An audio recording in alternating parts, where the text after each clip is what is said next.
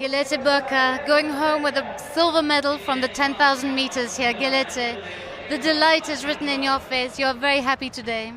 Yeah, of course, more than I am happy, maybe I am get gold because in Ethiopian athlete in many, Tulu from Tirunesh Dibama, everybody is gold medalist for 10K. You know, today I will be to share that victory, but I didn't share. I am sad, but I am get silver medalist. I am happy for us. This has been a fantastic year for you. 29 years old and you are still setting your personal records. Yeah, of course, but you know, I am staying the mid distance in many years, but I'm hope for next year I am getting better for long distance. Yeah. All the experience you have of competing at such high level, did they help you today in the 10,000 meters? Yeah, of course, yeah.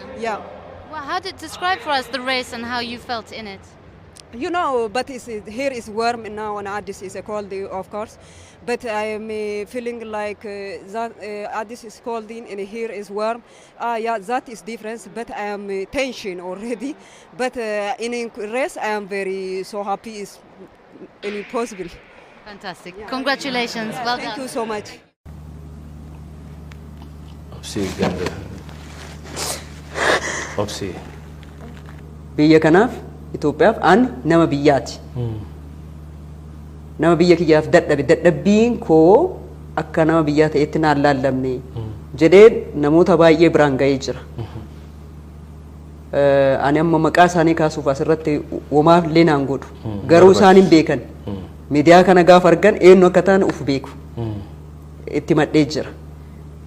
Lafaa waliin kaafne. Kanaaf kan har'allee ajjechaan irra doorsifamaa jiru. Mana takkatti qaburraa immoo har'allee hayratu birriidhaan yoo jedhe inni bitatee haa fudhatu. Ani immoo maal taaree daandii irra akka ba'utti. Kanaafuu uummata kootiif dadhabee jira. Biyya kootiif dadhabee jira. Kan tokko jedhee amma dubbachuudhaaf aniif maatiin koo daandii irra ba'utti jira.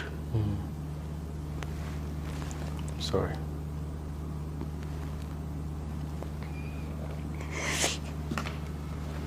Sorry.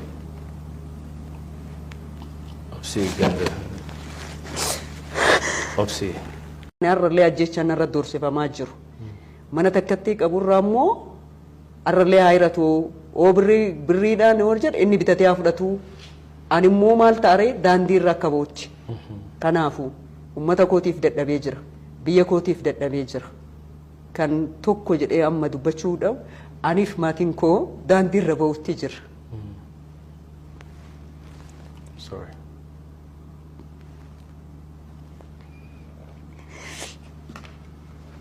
Sorry. Obsii ganda. Obsii.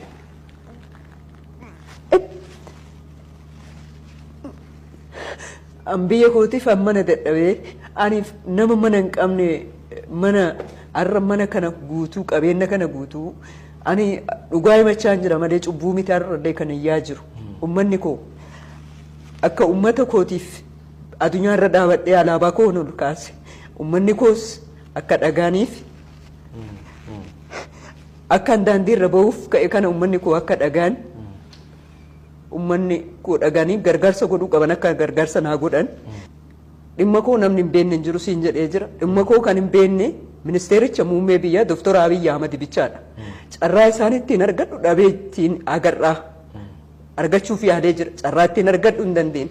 Akkuma miidiyaa kan hordofanii arganiin oo daandii irrallee bayinaan jedhan oo achillee jiraadhu naan jedhan akka dhagaaniin akka deebii naa kennaniif ergaa isaaniif qaba ministeericha muummee biyyaatiif jechuudha. Maaliif